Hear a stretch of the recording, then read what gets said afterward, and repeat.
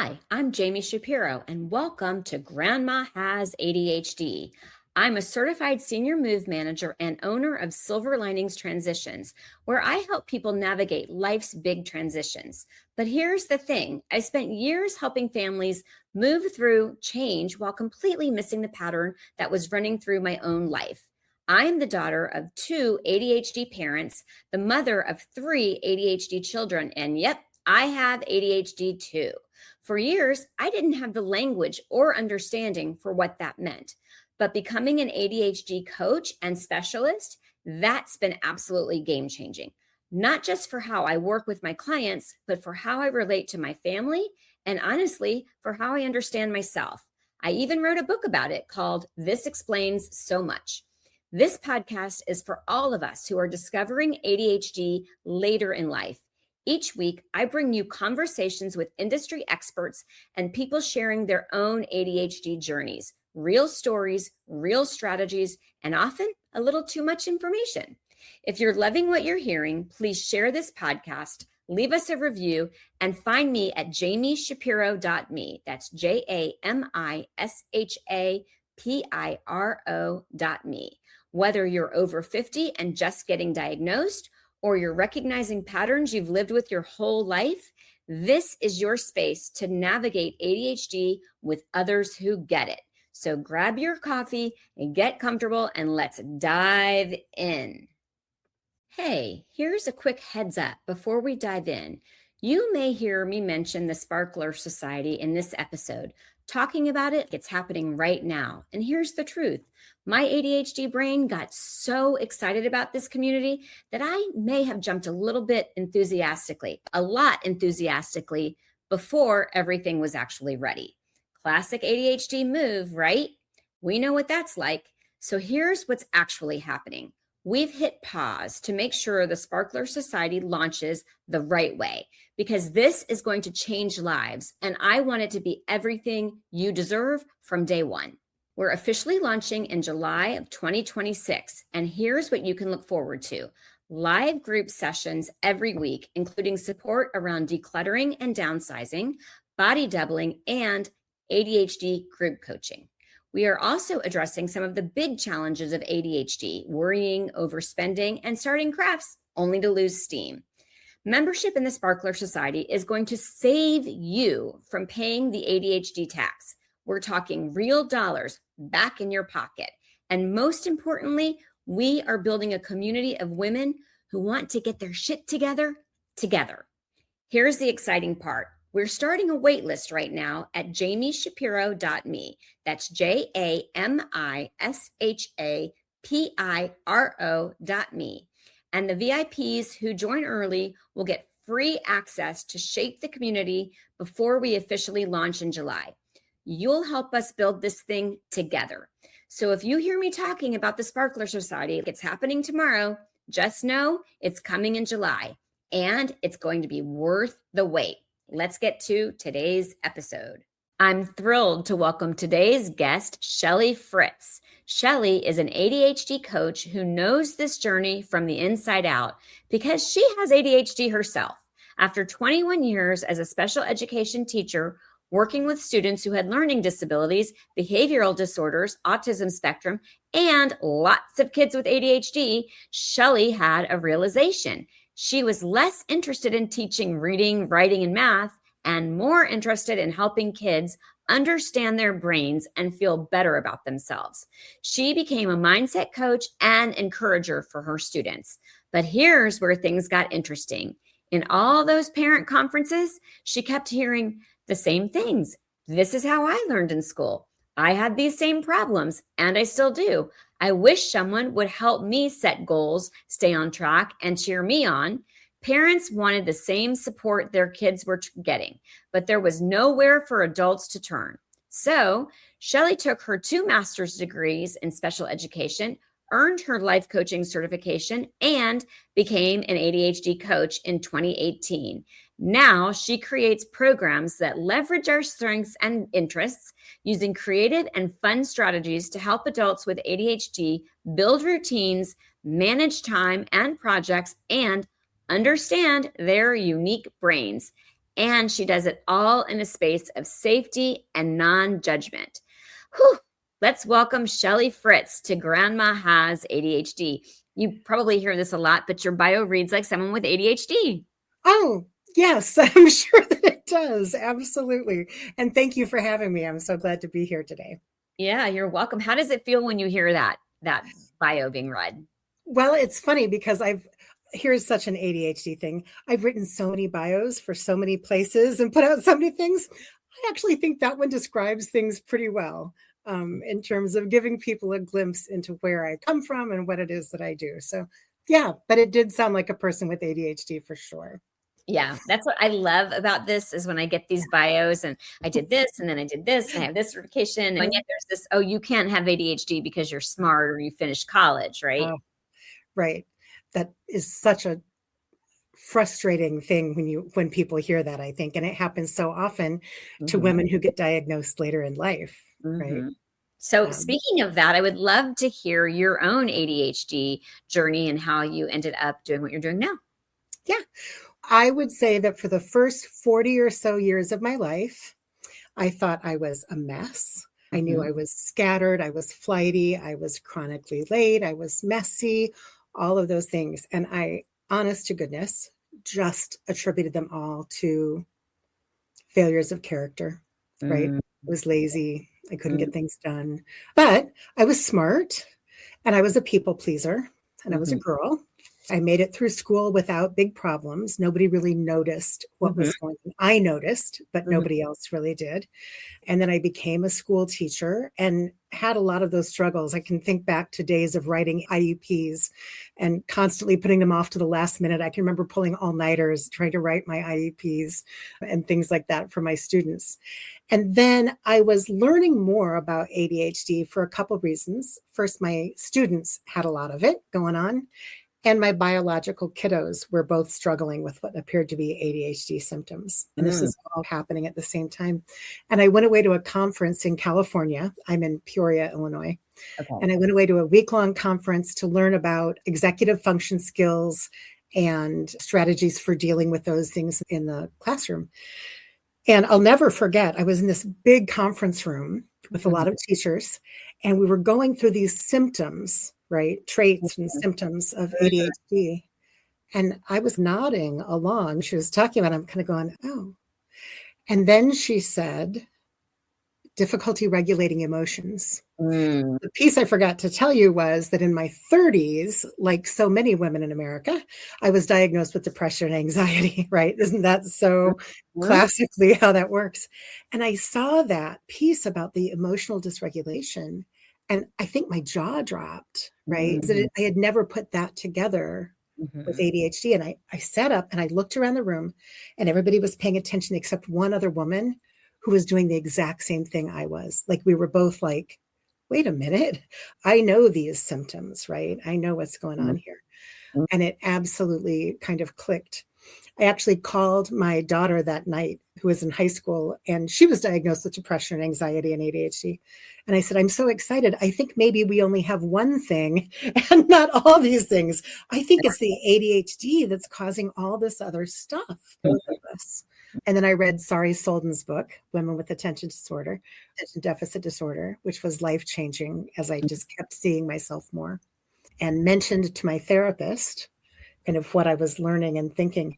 And I kid you not, I saw my first ever real life spit take when he realized that I wasn't diagnosed. It turns out that he had just assumed that I had an ADHD diagnosis. I heard that, actually. So he marched me down the hall to the psychiatrist on the floor and sat me down, and we got that taken care of. So yeah, I was in my 40s, and it was related to looking at ADHD through a lens of my students and my biological kids, and finally realizing that all those things that I thought summed me up as like, I'm a mess. That was the phrase that I used. I'm a mess. I'm not a mess. I'm a mess. My brain works differently, and it works spectacularly, and it does not always fit well into what people expect from me. Right? Oh, yes. As you see me nodding my head the whole time. Yeah. I've been reading Dr. Gilly Kahn's book. I'm almost done with it, and it's called Allow Me to Interrupt. And it's all about emotional dysregulation. And even to this day, I'm an ADHD coach as well. And I've been doing this podcast for almost 2 years, and I've written a book. And even in her book, I learned something. She was saying that about 50% of people with ADHD struggle with substance abuse, but about 88% struggle with behavior addiction. Or I'm sorry, substance addiction versus behavior addiction. And she listed, of course, video gaming and social media and impulsive spending, that the usual things that you would expect. But then she said overworking. And I was like, oh, that's me. That's me. Like, Yeah. I feel like we're like archaeologists, like discovering this, Love like, that. right? I mean, Yeah. because every day, and that's what I love about doing this podcast. They say that if you want to learn something, host a podcast, because I take little bits and pieces. I won't remember your face, Yeah.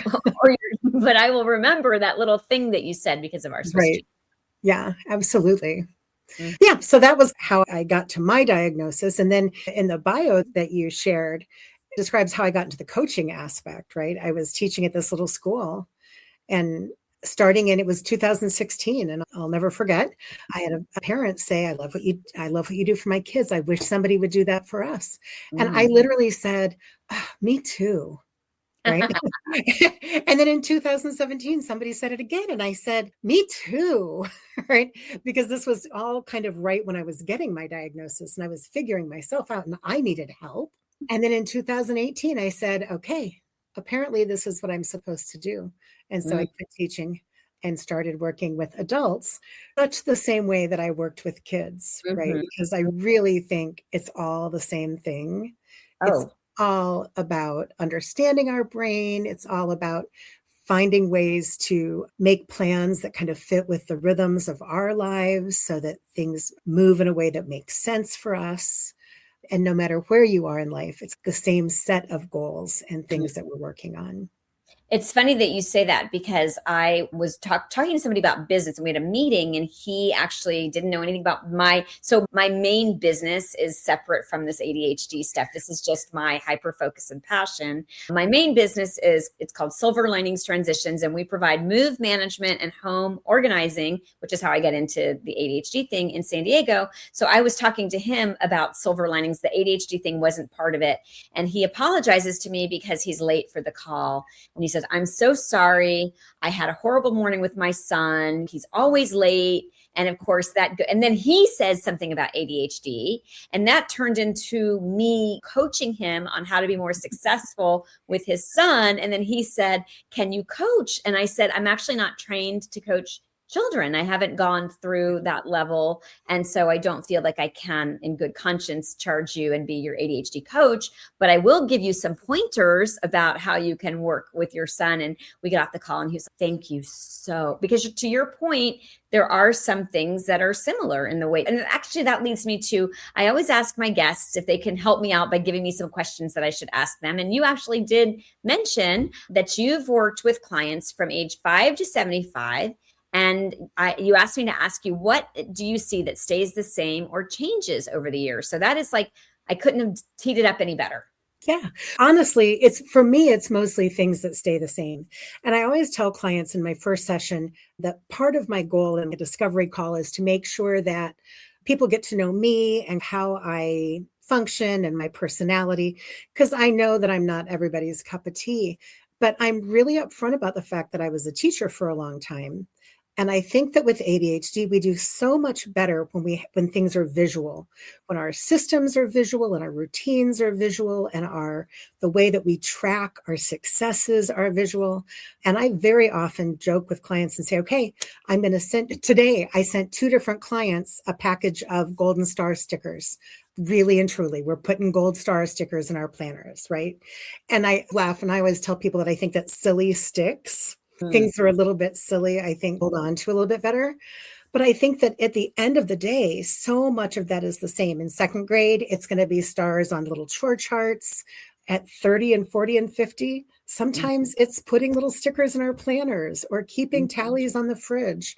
But we need ways for our brain to visually see I'm being successful and I'm aware of what's going on, or we need things in our planners, no matter what we're doing, whether we're high powered. I've got clients who work at the Pentagon. I've got clients who work just in these crazy high powered jobs, but also I've got retired clients, and all of us, from the high school student to the retired client, we have to find a way to make time more concrete so that we can decide what we want our days to look like, not in a super overcommitted planner type A, I've got to cram as many things into a day as I can. Oh, that's But what I do. no, I know. I'm working on that.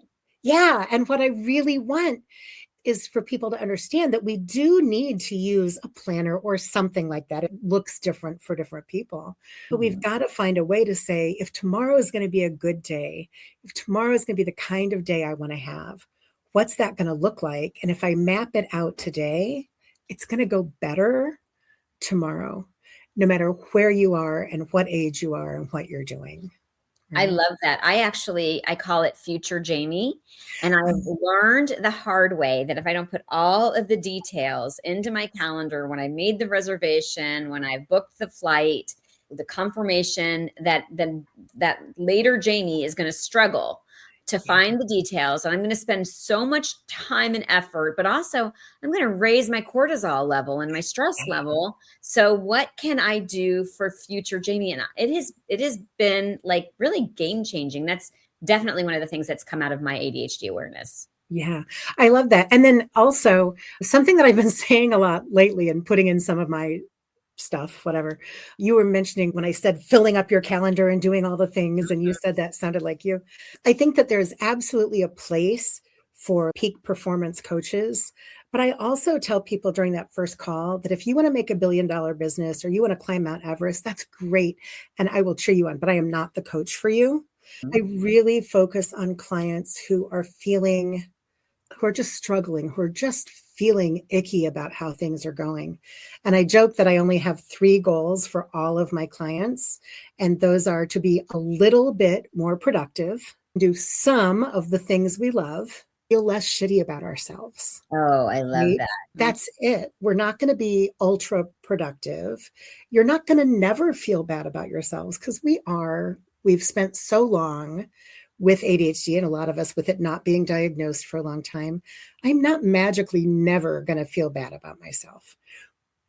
But my goal is for us to feel less bad and for things to be just a little bit easier. I actually wrote that down. So when people talk, I'm like, oh, what could be the title of this podcast? And I'm like, feel less shitty about yourself. That just really says it. It really does.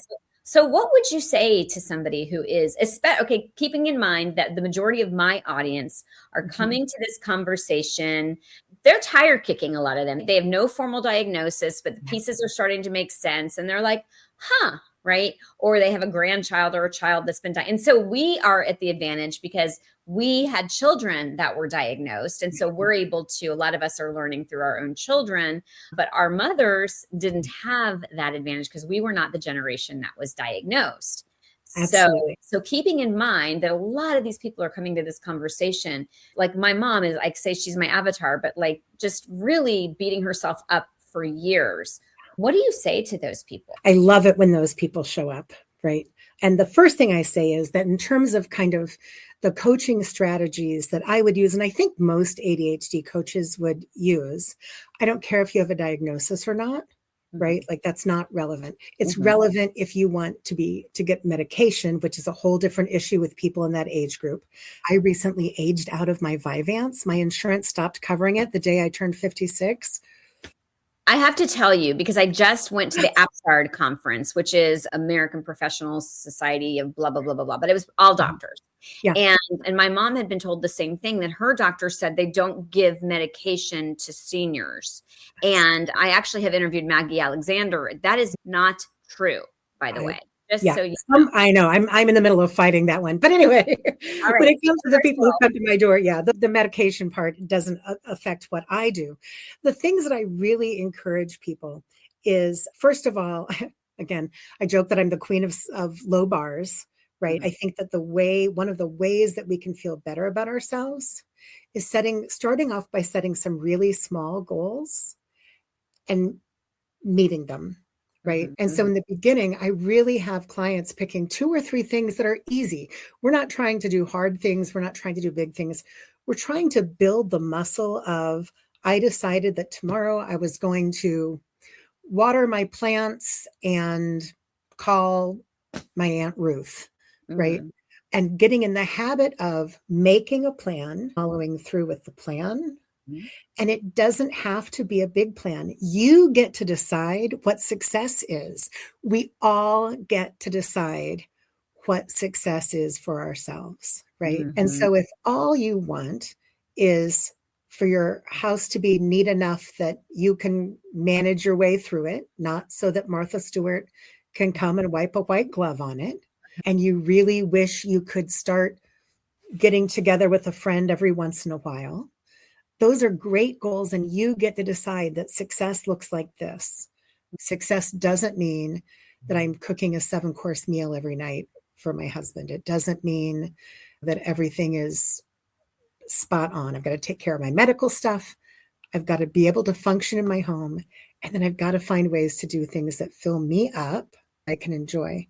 Because I think all of us often don't do things we enjoy, not because we're busy doing things we should be doing, but because we're busy feeling guilty that we're not doing the things we should be doing. Ding, ding, ding, ding, right? ding. So I don't go to a movie with my family on Friday night because I need to be doing laundry. I'm not doing the laundry, right? But I'm feeling guilty that I'm not doing the laundry, so I don't let myself go out, right? And so I think that happens a lot. I've got a retired client right now who there's all these things she wants to do, but she also feels like she needs to be organizing some paperwork in her office. So she's not letting herself do these fun things because she feels bad. So by making a plan where we're doing little tiny steps, not organize the office, find 10 papers that you can throw away. Oh, now I can let my brain move on because it's a block is what it is. So I can unlock some of those blocks that then let me do the things that I want to be doing. Big thing. Sorry, allow me to interrupt. Good. No, but you said something that I really wanted to highlight. And so I used to be the person that would invite people over to motivate me to clean, right? Yes. And so I've actually started the Sparkler Society, which is a membership-based community for women like us who want the support of other people, want to feel the connection. And one of the things that I'm trying to do is to say, hey, why don't you just accept yourself for who you are? Let your friends know, hey, organizing is not my specialty. So when you come over, you're going to see shit on my dining room table, right? And let's just be who we are. And that's one of the advantages I'm finding to having other friends who also have ADHD, because we just laugh about it. And one of the biggest, so because I work predominantly with older adults, I'd never realized the connection with clutter and social isolation. But what happens is people don't want to have people in their home because they're embarrassed. Well, then they stop accepting invitations because they can't reciprocate. And so I'm like, forget it. Just like, here I am. You know? That was one of the things in Sari Salden's book, that first book that I read. And that was one of the things that I read, that exact thing, that my ADHD made my house messy, which meant I didn't invite people over, which means people didn't invite me over, which leads to things that look like depression. And not to say that the depression and anxiety isn't real. I'm not dismissing those as real things. But I think that a lot of it was that social isolation because of things that stemmed from the ADHD. And by the way, I think most of us have houses that are messier than we admit, right? Don't you? I think most of us, if we could just all say, come on over, this is what it looks like, I think our friends would appreciate it. I've started to do more and more of that, and I'm posting it like, oh, I'm about to have Thanksgiving. Watch as I shove everything. I do like to have a clean countertop when people walk into my house because I'm putting all of the food on as a grazing table now. So, but now I'm like, watch me shove it all into the closet, and then maybe I'll remember to take it out. In fact, this is really funny. I had to move some things around, and I went into my coat closet to empty the space. And I realized that I had stuck the basket of fruits and vegetables that I keep on where this is going. So I pull it out and now we have like rotten limes. I'm just glad they didn't get fruit flies. Right. But yeah, let's just let it all out. I will say, I actually do have two friends with ADHD who are perfectionists and their houses are immaculate. And there's this misconception that it's the clutter or whatever, but it isn't always. They are perfectionist and overdrive. And so for me, one of the things that I have noticed, and I'm now trying to work on this, is that productivity. I feel guilty if I'm not using, like, I don't like to listen to nonfiction because I'm not being productive with my time, or I tended to overschedule myself because, and now I'm like sitting back and being, okay, right, I know I'm getting the no. So even for me, I'm discovering so much of ADHD's impact in the way that I function. It's such a social trap. Don't you think that we've been so badly conditioned that being busy all the time is the goal or is what we're supposed to be working towards? Yeah, that's really frustrating. But I think it does impact a lot of us. And I think that those kinds of things, when you have ADHD, I think we all live under that kind of umbrella of pressure. And then when you have ADHD and everything's a little bit harder and takes a little bit longer, it just impacts us so much worse. And it can just lead into that spiral, right? Of I'm just late, but now all of a sudden everything's spiraled into I'm a mess, right? That we have to try to avoid. So can I throw a curveball question at you that you may not be expecting? And you can yes or no, but this is what I'm going to do. I'm going to ask you the question and then we're going to go to pause. And all you're going to do is tell me whether or not you feel comfortable answering it. And then we'll go. Okay. Yep. So as we now know, ADHD does not exist in a vacuum, which means that you have it, your children have it, and likely a parent has it. Yes. Okay. So that is where I want to come back. I want to come back and talk to you about maybe having been raised by an undiagnosed ADHD parent. So we're going to pause. Yeah. If you are listening, you are listening to this podcast. If you are liking this podcast, I would love it if you would leave a review and please share it, because we are very slowly growing, but it is what is going to help us destigmatize ADHD and be able to just say to someone, come on over, I've got ADHD. And it's just absolutely no big deal. So we're going to come right back and I am going to see if Shelley is willing to answer the question that I just threw at her.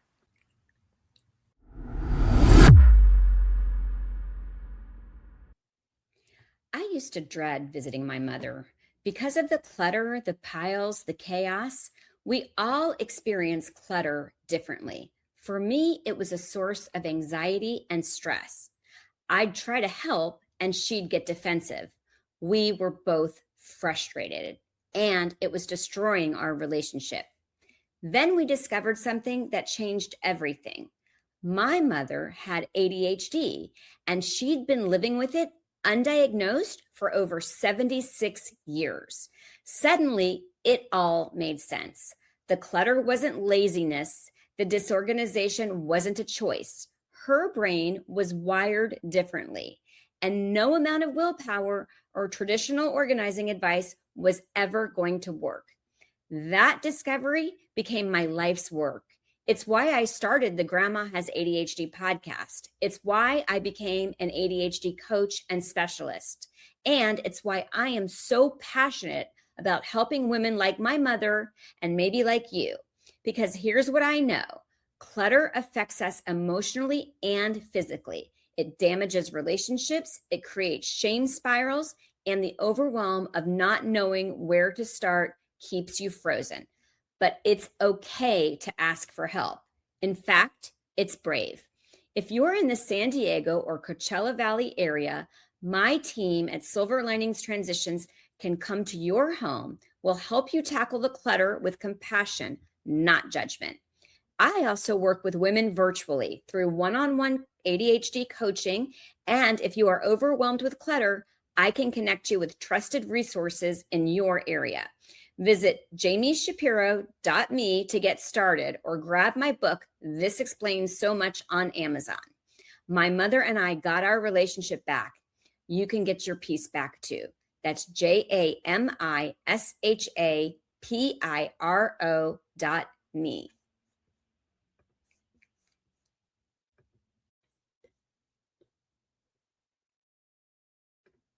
Moving can feel overwhelming, whether you're downsizing, relocating, or helping a loved one transition. There are so many decisions to make, details to handle, and emotions to navigate. At Silver Linings Transitions, we believe every move should be magical, not stressful. We're more than movers. We expertly guide you through the entire process and do our best to alleviate your concerns. From the moment we meet, you'll feel comfortable because we will listen to your needs and wants and work together to create a personalized plan that honors your memories and your cherished belongings while helping you embrace your next chapter. We visit your new space and create a detailed floor plan, ensuring your furniture and treasured belongings will fit safely. We handle the logistics so you don't need to worry about anything, from sorting and packing to coordinating the sale and donation of unwanted items. Our professional team uses efficient, eco-friendly bins and handles every detail with care. We coordinate with our vetted moving partners, oversee the logistics, and ensure nothing is left behind, even packing your refrigerator items. Here's where the magic happens. We don't just unpack, we recreate the feeling of home. Using photos from your previous space, we thoughtfully arrange your furniture, hang your pictures, and set up your kitchen and bathroom so everything feels familiar from day one. When you walk into your new space, it's not just moved in, it's home. Your coffee pot is ready, your favorite photos are perfectly placed, your bed is made, and your new chapter begins with comfort and joy instead of chaos. This is how Silver Linings Transitions makes moves magical. We handle the emotional lifting and the logistics so you can focus on what matters most, settling into your new home. Because every move deserves a silver lining.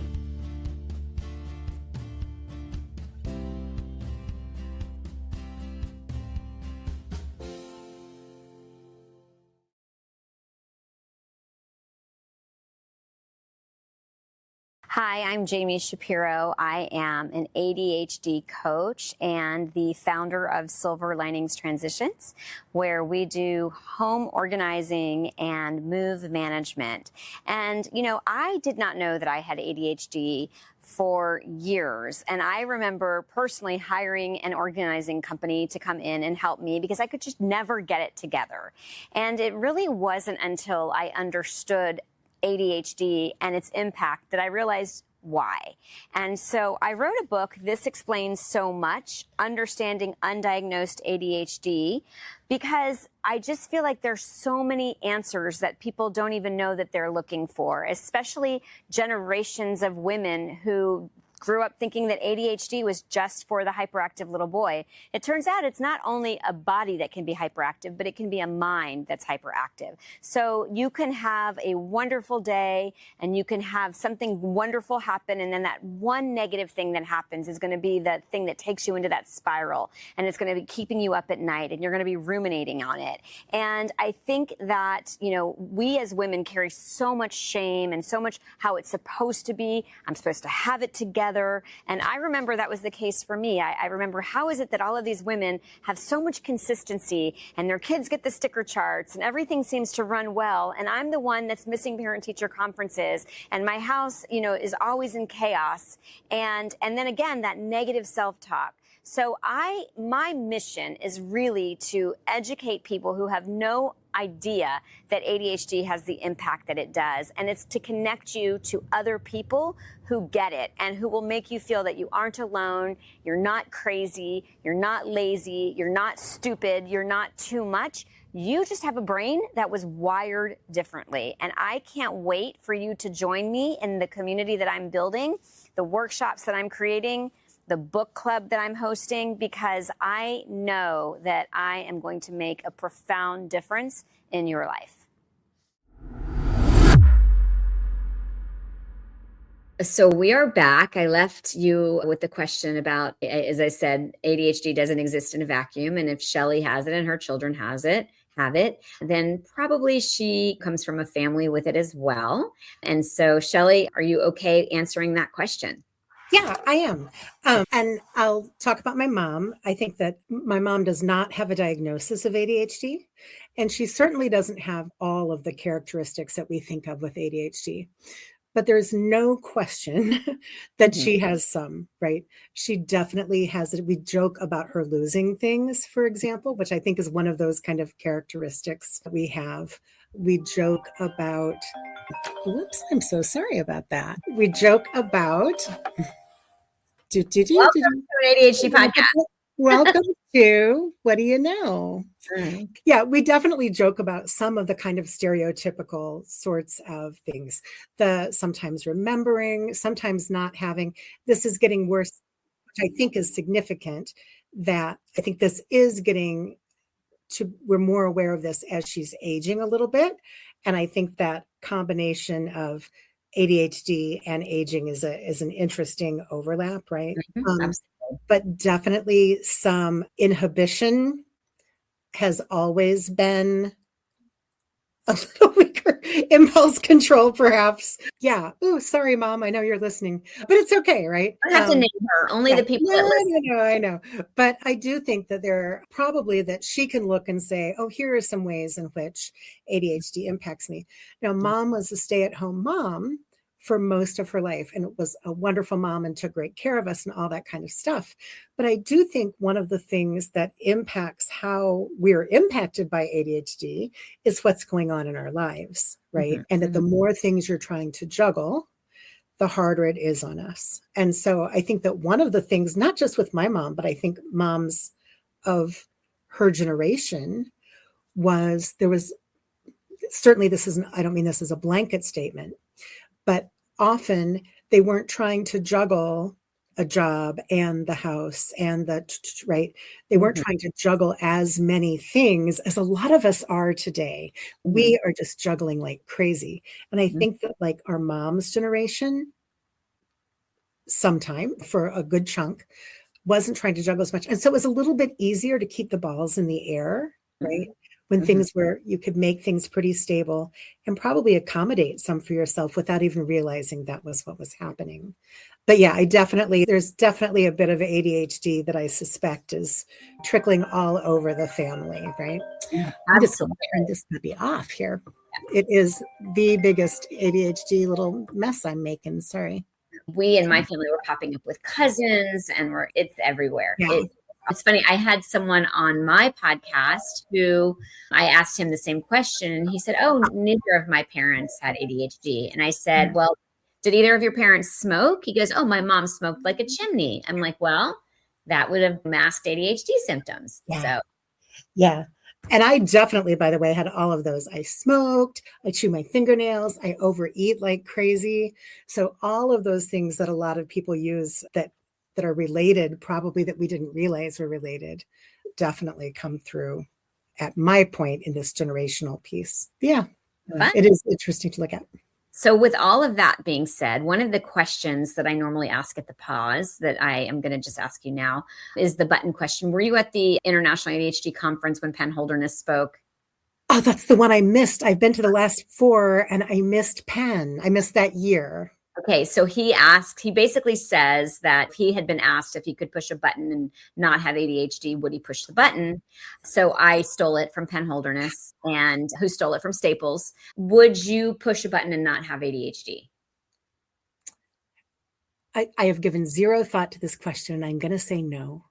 Good. I spent a lot of years frustrated with who I am, but the truth is I love who I am. And really, yeah, I think that I can't imagine, and maybe that's it, I just can't even imagine the kind of life that might have been different. There are some places in my life and some moments in my life that, wow, if I could have just zapped some good executive function skills into place, I could have saved myself some real hardship, right? Sure. But as a whole, I would not push a button. Nice. And make it go away. To your point, I wish that I had known when I had young children and was trying to maintain a household, because I think I would have set better systems in place and recognized my inconsistency, or recognized that I wasn't going to remember. My kids could literally move my car. They could drive it at night and move it, knowing that I would have no idea if they had moved it. And then they told me this. I'm like, well, you were really lucky to have an ADHD mom, weren't you? But We had a great school secretary who used to call me and say, "You didn't send in the permission slip again. Would you like me to go ahead and sign it for you?" Oh, Because wow. that's what I was doing, right? And I would have, you're right, if I had known, I would have reached out for support, I think. If I had known it was a thing and not just me being a mess, Yep. I think I would have reached out and tried to find some better support and systems. Did you ever miss a parent-teacher conference? Oh, there is not a screw up with my kids that I didn't make. In fairness, I taught at the school they attended. Okay. So that one, I probably didn't actually miss parent conferences because you could come drag me down. Got it. But just across the board, I made all the mistakes. I have huge regrets about some parenting. Also, when I see things on social media that say, you have to get yourself emotionally regulated before you parent, and like accusing parents who aren't well emotionally regulated of failing. And it makes me sad because I was not emotionally regulated. Me neither. But I have no idea how it was supposed to have been in my control when I didn't even understand it wasn't regulated. Like I didn't have the first clue why I couldn't blow up sometimes, right? Or not. How I was going to fix that, I just don't even know. And so it makes my heart hurt when I see people make comments about, you shouldn't be parenting if you can't control your own emotions. And I'm like, oh, things must have been a little bit simpler for you. Not easier, but things must have been a little bit simpler to say it that way. Absolutely. And then truthfully, if you have ADHD, there's a strong chance you're going to have at least a child with ADHD. And then there's no vanilla in that parenting. I will say this. Yeah. And one of mine was extreme inattentive and one was extreme hyperactive. So we just had the gamut in our house. I'm combined type. My father is hyperactive and my mother is inattentive. I'm sorry, presentation. I've learned to say presentation. It can change. Okay. So one of the questions that you asked me, and I definitely want to make sure that I ask you, is you said you spend time in senior communities with drum rhythm programs. What have you learned from that about seniors or about how these programs might intersect with ADHD? Yeah. At the same time that I was becoming a coach, I went to a drum circle in our town. I felt drawn. I had no musical background. I just felt drawn and I loved it. And then my therapist office was offering drumming for anxiety relief. I went a couple times and I thought to myself, oh, I could do this. I could lead this. This is my jam. And so I found a training and I spent a week in Colorado with Christine Stevens getting certified as a health rhythms empowerment drumming facilitator. So this isn't like drum set rock band drumming. This is hand drumming, mostly djembe drums, the big wooden African drums. And I came back and I just started reaching out to local senior centers, nursing homes, retirement communities. And I would lug all my drums. I would lug 20 full-size, big, heavy wooden drums and a big tub full of tambourines and maracas and bells and all sorts of goodies. And we would do these rhythm exercises. And I loved it because it's something everybody can do. Even people with limited mobility, I had bells we could strap to your wrist. So we could get everybody involved using some sort of accommodations if we needed to in places that were more nursing facilities. And the places that were more retirement communities would get people up and dancing in the middle of the drum circles. And the research behind drumming and brain health is huge. There's so much that rhythm is good for our brains. And it's meditative. It lowers cortisol levels and other stress hormone kinds of things. And the community part, the socialization, is really important, especially when you're older and maybe tend to not get out and as engaged as you used to. It's a super easy way to show up. You don't need any talent. You don't need any skill. I bring the drums. You don't need any equipment. It's good physically, even if all you're doing is just like a steady beat. If that's more movement than you would be doing sitting on your sofa watching TV, then it gets a little bit of extra health. And we know that health and mental, are all like really well related, right? So the healthier we've got movement, we've got our blood flow happening, we're interacting with other people. It's great because when you're keeping a rhythm, you're having to pay attention, you're having to notice things, you're having to focus. There's just so much built in, and it's fun, and we laugh. And it really was part of when I started working, and my clientele just varies. I'm all over the place. But whenever I would work with retired clients, especially, my experience with the drumming really pushed me towards encouraging people to get involved with things, whatever they were, right? That was the main thing. Is if I had clients who said, oh, there's nothing for me to go out and do. Oh, I don't need to be out and doing things. I don't have anything I'm good at. Like, are you kidding me? You can show up and drum, and all you've got to do is keep a little bit of a rhythm. So it makes me such a believer that it's never too late to learn new things. I had somebody at a nursing home once say to me, she was Apostolic Christian, which is a pretty conservative group here. And she did the drums. And at the end, she called me over and she said, when I was a little girl, I wanted to play the drums and my dad wouldn't let me. I had to wait 80 years before I played the drums, right? And so just the idea that it's never too late, that if there's something that you want to be doing and now you're retired or you're closer to retirement or your hours are down, not to count things out, right? And it takes sometimes a little bit of effort to make things happen. You might have to find where there's an event. You might have to check the schedule. You might have to arrange for transportation. So there's ADHD related steps, but we can overcome those things. We can find ways for you to be able to do things that you're going to love and have fun doing. And to your point, and that's one of the reasons that I'm doing this podcast, is that until you cannot enjoy life at all, there's always going to be something that you can enjoy. And it's never too late to know yourself or to learn something or to understand yourself. I always end with that. But I do want to ask you one more question that you sent to me because I'm really curious. Your question was, how does ADHD impact the things we enjoy and the way we have fun, and not just traditional productivity?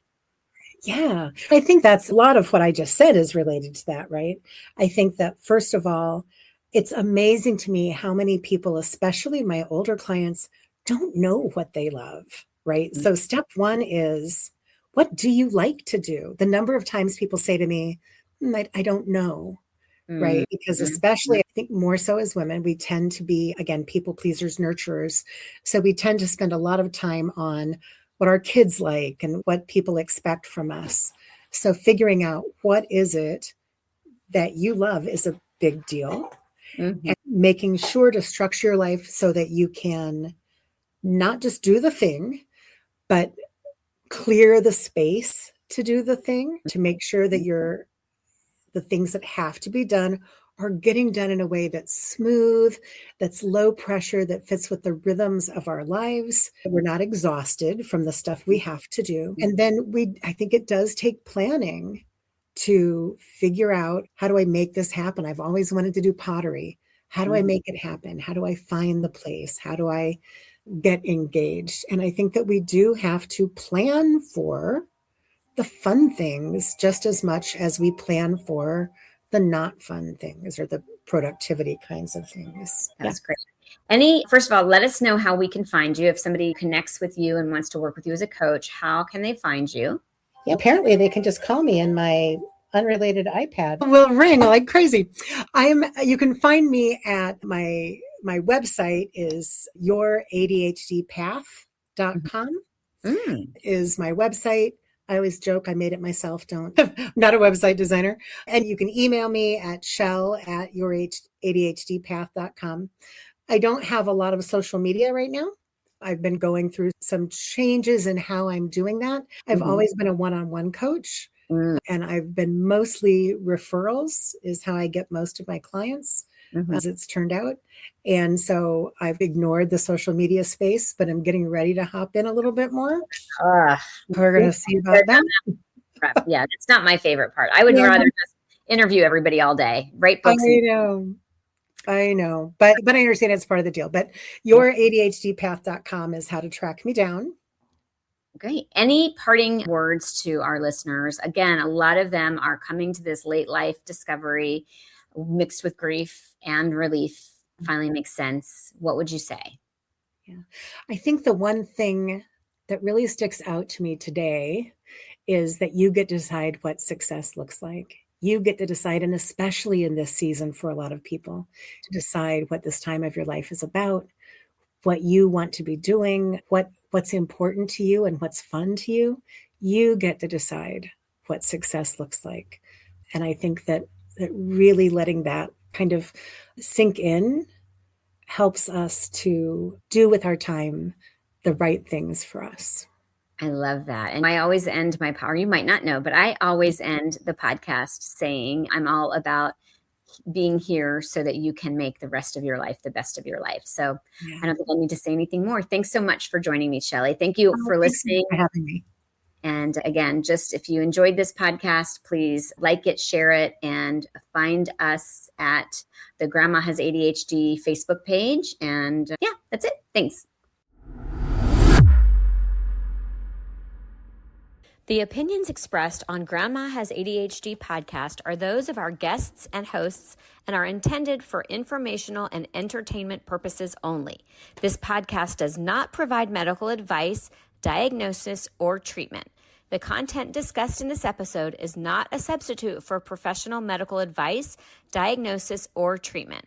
Always seek the advice of your physician, mental health professional, or other qualified health provider with any questions you may have regarding a medical condition or mental health concern.